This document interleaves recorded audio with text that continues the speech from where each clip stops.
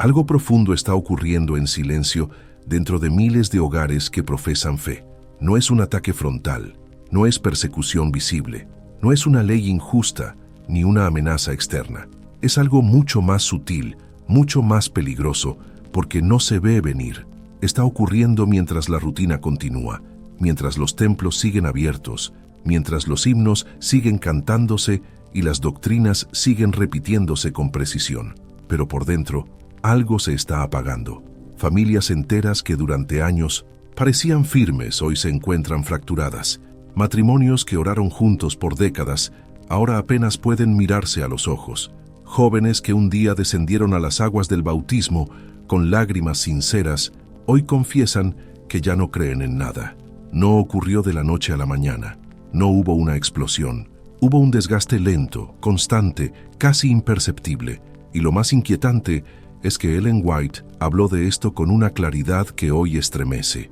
Ella describió un colapso espiritual que no vendría principalmente por presión externa, sino por una decadencia interna.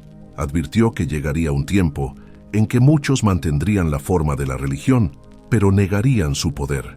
Personas que sabrían explicar cada creencia, pero que habrían perdido la experiencia viva con Dios, y cuando llegara la prueba real, no resistirían, no porque no supieran la verdad, sino porque la verdad ya no vivía en ellos. Esto obliga a una pregunta incómoda. ¿Es posible estar dentro de la iglesia y aún así estar espiritualmente muerto? ¿Es posible cumplir con las prácticas externas y al mismo tiempo haber perdido la conexión real con el cielo? Ellen White respondió que sí, y no solo dijo que era posible, sino que sería común en el tiempo final. Lo más peligroso de esta condición es que quien la padece casi nunca lo sabe.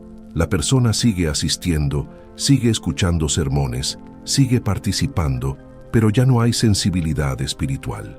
Ya no hay hambre real por la presencia de Dios. La oración se vuelve mecánica. La Biblia se lee sin que el corazón arda. La conciencia se acostumbra a la ausencia de convicción y poco a poco la fe se convierte en un recuerdo, no en una experiencia viva.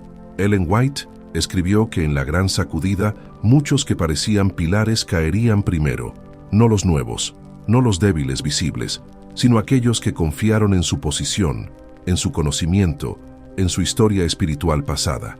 Personas que un día tuvieron una experiencia genuina, pero que no la cuidaron, no la alimentaron, no la renovaron diariamente.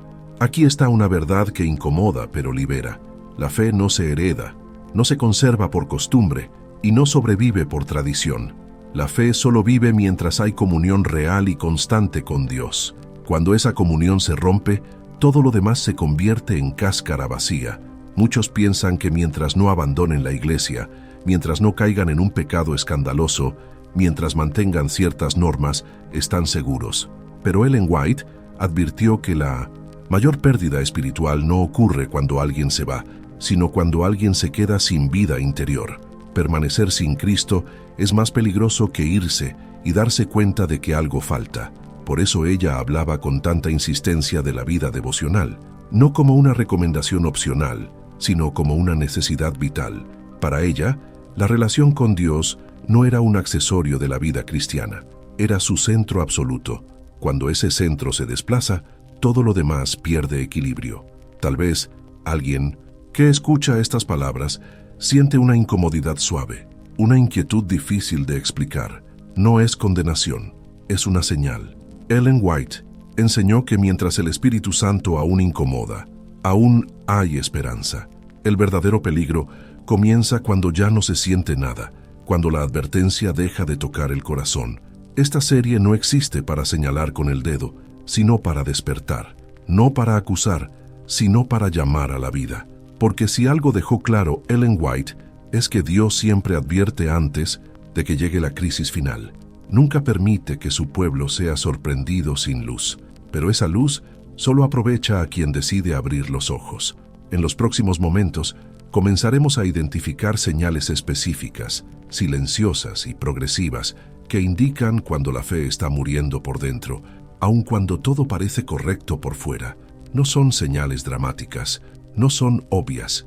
Precisamente por eso son tan peligrosas. La pregunta que debe acompañarte desde ahora no es qué hacen los demás, sino qué está ocurriendo realmente en tu vida espiritual.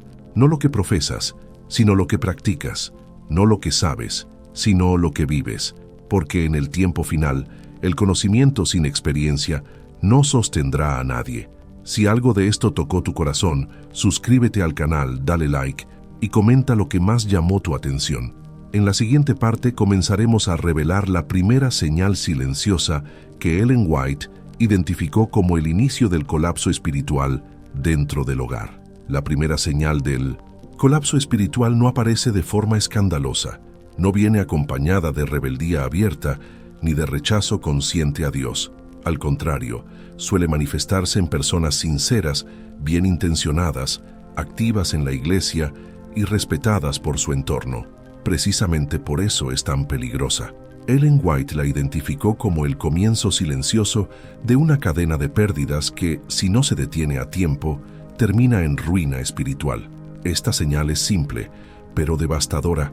El día comienza sin Dios. No, de manera ocasional, no por una excepción comprensible, sino como un patrón constante. El despertar ya no es un encuentro con el cielo, sino una inmersión inmediata en lo terrenal. Los primeros pensamientos no son de gratitud ni de dependencia, sino de preocupaciones, tareas pendientes, mensajes, noticias, redes sociales. La mente se llena de ruido antes de que la voz de Dios tenga espacio para hablar. Ellen White escribió repetidas veces que las primeras horas del día determinan el carácter espiritual de todo lo que sigue. Para ella la mañana no era solo el inicio del día, sino el momento donde se definía quién gobernaría la mente. Cuando Dios no ocupa ese primer lugar, algo más inevitablemente lo hace. Muchos creen que pueden posponer ese encuentro para después del desayuno, después del trabajo, después de cumplir con las responsabilidades urgentes, pero ese después rara vez llega. El día avanza, las demandas se multiplican y cuando llega la noche, la mente está cansada, dispersa, saturada. Lo que debía ser comunión se convierte en una oración rápida, sin profundidad, sin atención plena. Ellen White consideraba este hábito extremadamente peligroso, especialmente en el contexto familiar. Ella enseñó que un hogar que no comienza el día reconociendo su dependencia de Dios queda espiritualmente desprotegido, no porque Dios se aleje, sino porque no es conscientemente invitado a gobernar. La adoración familiar no era, en su pensamiento, una tradición religiosa más. Era un muro de protección, un momento donde el cielo se acercaba al hogar, donde la palabra penetraba el corazón de padres e hijos, donde la familia reconocía que no podía enfrentar el día sola. Sin ese altar diario, la casa quedaba expuesta a influencias que no siempre se perciben, pero que actúan con fuerza constante. Ella fue clara al afirmar que donde no hay adoración familiar, los ángeles no pueden ministrar con la misma libertad, y el Espíritu Santo encuentra resistencia para obrar profundamente. Estas palabras pueden parecer fuertes para una mente moderna, pero basta observar los resultados para entender su peso. Hogares sin altar familiar luchan constantemente con conflictos, frialdad espiritual, hijos desinteresados en la fe y matrimonios debilitados. Muchos padres se preguntan por qué sus hijos, criados en la iglesia, pierden el interés espiritual al crecer. Ellen White habría respondido que la fe que no se vive diariamente en el hogar difícilmente se sostendrá frente a las presiones del mundo. La iglesia puede instruir una vez por semana, pero el hogar forma todos los días. Cuando una familia no se arrodilla junta, cuando no abre la Biblia como núcleo del hogar, lo que queda es conocimiento doctrinal sin experiencia viva. Se aprende qué creer, pero no cómo depender. Se conoce el lenguaje religioso, pero no la voz íntima de Dios. El problema no es la falta de información, es la ausencia de comunión, y esa ausencia comienza de forma casi imperceptible, cuando el día se organiza alrededor de todo excepto de Dios. Ellen White advirtió que una mente que inicia el día sin Dios permanece sintonizada con lo secular. Las decisiones se toman desde la lógica humana, las reacciones se vuelven impulsivas, las preocupaciones crecen y la paz interior se vuelve inestable. Al final del día, muchos se dan cuenta de que Dios estuvo ausente de su conciencia durante horas, no porque él no estuviera dispuesto a guiar, sino porque nunca fue buscado. Esta es la raíz de muchos conflictos familiares que parecen inexplicables: tensiones constantes, irritabilidad, discusiones repetidas, falta de paciencia. No siempre se trata de grandes pecados, sino de una desconexión diaria que va erosionando el carácter. Ellen White enseñó que la comunión con Dios no puede improvisarse, no funciona como un interruptor que se enciende solo en momentos de crisis. Es una relación que se cultiva, se protege y se renueva cada día, especialmente en las primeras horas.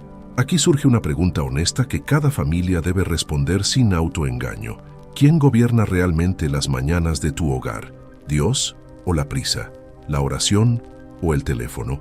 ¿La palabra o la ansiedad por cumplir? Porque lo que domina el comienzo del día termina dominando la mente, y lo que domina la mente termina gobernando la vida espiritual. La segunda señal del colapso espiritual es todavía más peligrosa que la primera, porque se esconde detrás de una apariencia de fidelidad. No se manifiesta como desobediencia abierta ni como rechazo a la verdad. Al contrario, suele presentarse en personas que afirman amar la ley de Dios y defenderla con convicción. Ellen White fue clara al advertir que esta señal sería una de las más comunes en el tiempo final, precisamente porque muchos no la reconocerían como un problema. Esta señal es la forma en que se vive el sábado, no lo que se dice del sábado, no lo que se cree doctrinalmente, sino lo que realmente se hace durante esas 24 horas sagradas. Ellen White insistía en que el sábado no fue dado simplemente como un día sin trabajo secular, sino como el momento semanal de renovación espiritual más profunda, un día diseñado por Dios para restaurar la mente, fortalecer la fe y renovar la comunión con el cielo. El problema comienza cuando el sábado se reduce a una pausa física, pero no se convierte en una experiencia espiritual transformadora. Muchas familias adventistas no trabajan en sábado, asisten al culto, participan en la escuela sabática y regresan a casa con la conciencia tranquila, pero internamente nada cambia. El sábado pasa y la semana siguiente comienza con la misma sequedad espiritual. Ellen White escribió que este tipo de observancia produce cristianos cansados, no renovados, personas que descansan del trabajo, pero no se llenan de Dios. Y semana tras semana, el tanque espiritual permanece casi vacío. Ella habló con firmeza sobre la profanación sutil del sábado. No, siempre a través de actos abiertamente pecaminosos, sino mediante el descuido espiritual. Conversaciones centradas en negocios, dinero, planes personales. Comidas tan elaboradas que generan cansancio y estrés. Preparativos que se dejan para el sábado, robando tiempo que debería ser santo. Entretenimientos que distraen la mente y apagan la sensibilidad espiritual. Nada de esto parece grave de forma aislada, pero en conjunto transforman el sábado en un día común con restricciones, no en un día sagrado con propósito. Ellen White advirtió que el sábado revela el verdadero estado de la relación con Dios, porque nadie puede vivir 24 horas completamente consagradas si no existe una comunión real durante la semana. El sábado no crea espiritualidad, solo la revela. Aquí está una verdad incómoda. Quienes no caminan con Dios de lunes a viernes tampoco saben caminar con Él el sábado. La santidad no se activa por calendario. Es el resultado de una relación viva y constante. Isaías fue contundente al describir el sábado verdadero. No hacer la propia voluntad, no buscar los propios caminos, no hablar las propias palabras. Esto no es legalismo, es entrega total. Es permitir que Dios determine no solo lo que se evita, sino lo que se hace, se piensa y se habla. Ellen White interpretó este principio con profundidad espiritual. Para ella, el sábado debía ser el día donde la mente se eleva más alto, donde el estudio de la palabra es más intenso, donde la oración es más profunda, donde el servicio a otros se vuelve más intencional. Un día que al terminar deja al creyente espiritualmente fortalecido, no simplemente descansado. Cuando esto no ocurre, algo está mal, y no con el sábado, sino con la relación que lo sostiene. Muchas familias se preguntan por qué, a pesar de guardar el sábado, sus hijos pierden interés en la fe. Ellen White habría respondido que los jóvenes no abandonan una verdad viva, sino una rutina vacía. No rechazan el sábado, rechazan un sábado sin vida, sin gozo, sin encuentro real con Dios. Aquí es donde la primera señal y la segunda se conectan. Un hogar que no comienza el día con Dios difícilmente vivirá un sábado verdaderamente santo, y un sábado vivido superficialmente debilita aún más la comunión diaria. Es un círculo que se retroalimenta, siempre hacia abajo. Ellen White vio este patrón con claridad profética. Familias sin adoración familiar durante la semana, sábados sin profundidad espiritual, y como resultado, una fe que se va apagando lentamente sin que nadie lo note. Pero ella también enseñó que mientras haya conciencia, mientras haya incomodidad, mientras exista el deseo de algo más profundo, todavía hay esperanza. El sábado puede ser restaurado, la comunión puede ser renovada, la fe puede volver a vivir. El tercer pilar que Ellen White identificó es quizá el más ignorado y el más incomprendido. Muchos lo consideran secundario, otros lo ven como un tema meramente médico y algunos incluso lo rechazan por completo. Sin embargo, para Ellen White este pilar era inseparable de la vida espiritual. No era opcional, no era un añadido, era una parte esencial de la preparación del carácter para el tiempo final. Este pilar es el cuerpo, específicamente lo que entra en él y cómo se lo trata. Ellen White enseñó algo que resulta incómodo para la mentalidad moderna. Existe una conexión directa entre la condición física y la claridad espiritual. Ella afirmaba que no es posible tener una mente espiritualmente clara si el sistema nervioso está constantemente alterado.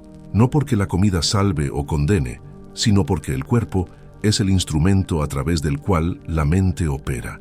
Para ella, la reforma pro salud no era un tema separado del Evangelio, era parte del proceso de santificación práctica, un medio por el cual Dios busca restaurar el equilibrio del ser humano para que pueda discernir correctamente, resistir la tentación y escuchar la voz del Espíritu Santo sin distorsión. Ellen White advirtió que, en el tiempo del fin, muchos caerían no por ignorancia doctrinal, sino por incapacidad de aplicar la verdad bajo presión, y esa incapacidad tendría una causa física: mentes nubladas, nervios debilitados, voluntades sin fuerza, discernimiento espiritual comprometido. Esto resulta perturbador porque significa que una persona puede conocer todas las verdades bíblicas y aún así fracasar cuando llegue la crisis, no por falta de información, sino por falta de claridad mental. Ella escribió extensamente sobre los efectos de los estimulantes, los excesos, los alimentos refinados y las dietas desequilibradas. No lo hacía desde un punto de vista moderno, sino desde la observación espiritual y práctica. Enseñaba que ciertos hábitos producen excitación momentánea seguida de depresión, irritabilidad, impaciencia y falta de dominio propio. Un estado constante de desequilibrio emocional que vuelve a la persona vulnerable a la tentación y al engaño. Cuando el cuerpo está sobrecargado, la mente se vuelve lenta para lo espiritual. La oración cuesta, la concentración desaparece, el estudio de la Biblia se vuelve pesado, el culto resulta aburrido. No porque la palabra haya perdido poder, sino porque el instrumento que debe percibirla está debilitado. Ellen White no separaba el cuerpo del carácter. Para ella, ambos se moldeaban juntos. Un cuerpo constantemente estimulado artificialmente produce una mente inquieta. Una mente inquieta tiene dificultad para escuchar la voz suave de Dios. Y cuando esa voz deja de ser clara, otras voces ocupan su lugar.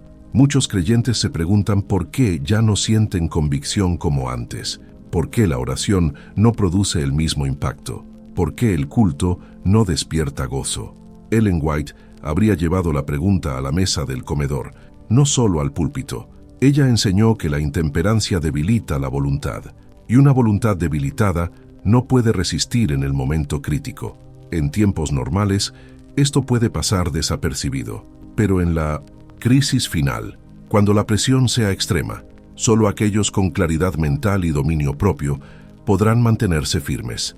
Aquí es donde el tercer pilar se conecta con los otros. Un hogar sin comunión diaria y sin sábados verdaderamente santos suele desarrollar hábitos que complacen el apetito más que fortalecen el carácter. Todo se vuelve superficial, todo busca comodidad inmediata, y sin darse cuenta, la familia va perdiendo fuerza espiritual. Ellen White nunca enseñó que la dieta salva.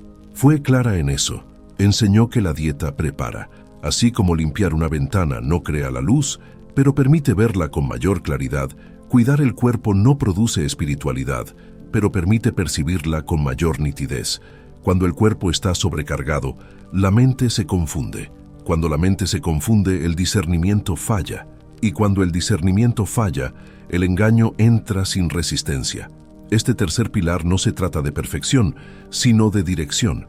No de extremos, sino de reforma, progresiva, de reconocer que el cuerpo es el templo donde Dios desea habitar y que tratarlo con descuido tiene consecuencias espirituales reales.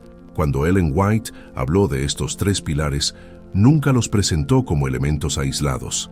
No eran prácticas independientes que podían sostenerse por separado. Para ella, formaban un sistema vivo. Cada uno reforzaba a los otros. Cuando uno se debilitaba, los demás comenzaban a resentirse. Y cuando los tres caían, el colapso espiritual era inevitable, aunque externamente todo pareciera correcto. Aquí es donde su análisis se vuelve especialmente solemne. Ella describió a familias que conservaban la apariencia completa de la fe, asistían fielmente a la iglesia, defendían las doctrinas con claridad, participaban en actividades religiosas, eran respetadas, incluso admiradas, pero internamente estaban vacías. No había poder espiritual, no había discernimiento, no había vida. Ellen White fue contundente al decir que el conocimiento doctrinal sin práctica diaria no protege a nadie en tiempos de crisis. Puede informar, pero no transforma. Puede convencer intelectualmente, pero no sostiene el carácter cuando la presión aumenta. El resultado de pilares caídos es una fe frágil, una fe que funciona en tiempos tranquilos, pero que se derrumba cuando llega la prueba. Personas que saben explicar la verdad, pero no saben vivirla bajo presión, que conocen el camino, pero no tienen fuerza para caminarlo cuando cuesta. Ella llamó a este estado ortodoxia sin vida, una condición donde todo parece correcto desde fuera, pero donde el Espíritu Santo ya no gobierna el corazón. Y lo más peligroso de esta condición es que se puede permanecer en ella durante años sin darse cuenta. Ellen White advirtió que en la gran sacudida final muchos no entenderían qué les pasó. No se verían a sí mismos como rebeldes, no sentirían que abandonaron a Dios conscientemente. Simplemente colapsarían. Pensaban que estaban preparados, pero no lo estaban. Confiaron en lo que sabían, no en lo que vivían. Aquí surge una pregunta que no se puede evitar. ¿Cómo saber si una familia está espiritualmente protegida o simplemente acostumbrada a la religión? La respuesta no está en las declaraciones públicas, sino en la vida diaria, en lo que ocurre cuando nadie está mirando, en lo que sucede de lunes a viernes, en cómo se habla en el hogar, en cómo se resuelven los conflictos, en qué gobierna las decisiones pequeñas, en qué ocupa los pensamientos cuando no hay presión externa. Ellen White enseñó que el carácter se fija gradualmente, no de forma abrupta, sino a través de hábitos repetidos. Cada decisión aparentemente pequeña va moldeando la mente. Cada descuido ignorado endurece un poco más la conciencia. Cada convicción desatendida debilita la sensibilidad espiritual. Ella usó una ilustración poderosa. Comparó el carácter con el cemento. Al principio es maleable, se puede moldear con facilidad. Con el tiempo, se endurece. Todavía se puede modificar, pero con dificultad. Y llega un punto en que se vuelve sólido. En ese estado ya no responde al molde, ya no cambia. Ellen White advirtió que muchos llegarían a ese punto sin notarlo. Seguirían asistiendo a la iglesia, seguirían profesando la fe, seguirían hablando el lenguaje correcto, pero internamente ya no podrían cambiar, no porque Dios no quisiera obrar, sino porque ellos habían resistido tantas veces la convicción que la capacidad de responder se había apagado. Esto no ocurre de un día para otro. Ocurre cuando una familia pospone la reforma una y otra vez, cuando reconoce la verdad, pero decide no actuar, cuando siente la incomodidad, pero la silencia. Cada postergación endurece un poco más el corazón. Por eso Ellen White fue tan enfática al decir que el tiempo para prepararse no es ilimitado.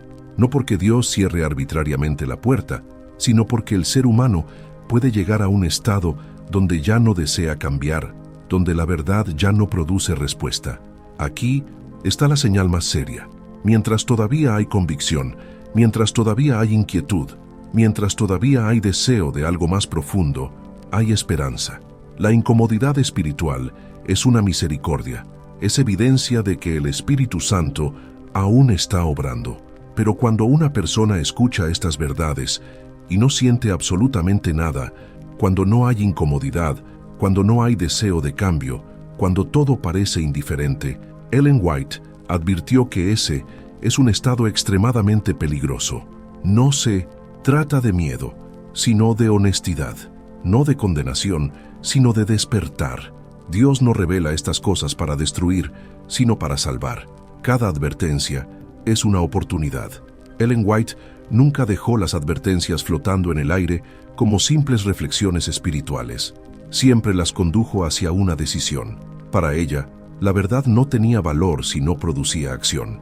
El conocimiento que no se traduce en cambio práctico termina endureciendo el corazón en lugar de transformarlo. Por eso, después de Easy describir el colapso espiritual, los pilares caídos y el peligro de una fe sin vida, ella siempre dirigía la mirada al presente, no al pasado que ya no puede cambiarse, no al futuro lejano que parece abstracto, sino al ahora, al momento en que todavía hay conciencia, todavía hay sensibilidad, todavía hay oportunidad. Aquí está la realidad que no se puede suavizar. Nadie se prepara para la crisis final en el momento de la crisis.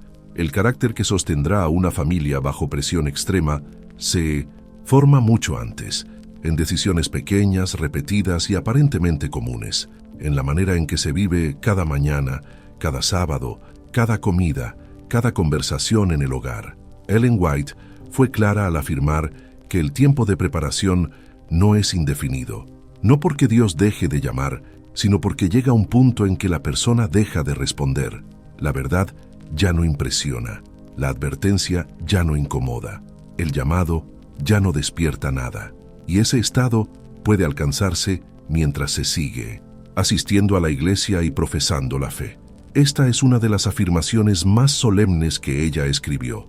Muchos cruzarían el punto de no retorno sin darse cuenta, no con rebeldía abierta, no con apostasía visible, sino con indiferencia silenciosa, con una religión que continúa externamente, pero que ya no transforma internamente.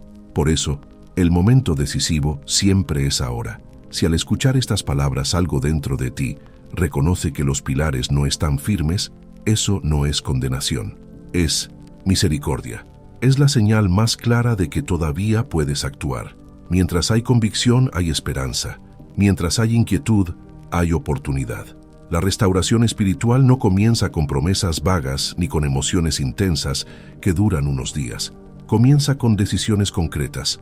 Ellen White insistía en que la reforma verdadera siempre entra por el hogar, no por declaraciones públicas, sino por cambios diarios.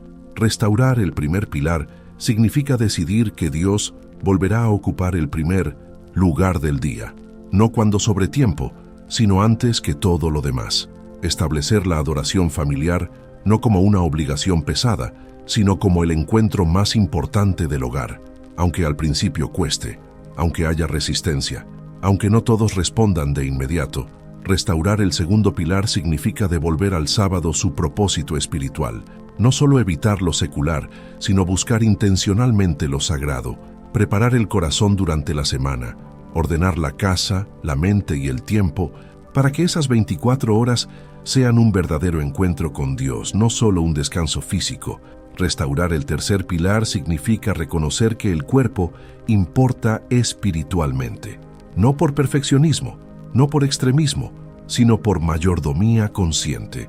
Comenzar una reforma progresiva que fortalezca la mente, estabilice las emociones y permita escuchar la voz de Dios con mayor claridad. Ellen White nunca dijo que este proceso fuera fácil, dijo que era necesario, y afirmó que quienes decidan recorrerlo no estarían solos. El cielo coopera con cada paso sincero. La gracia sostiene a quien obedece la convicción. La decisión que tomes después de escuchar este mensaje no es neutral. No decidir también es una decisión. Posponer también es elegir. Cada día que pasa sin acción endurece un poco más la conciencia y debilita la capacidad de cambio.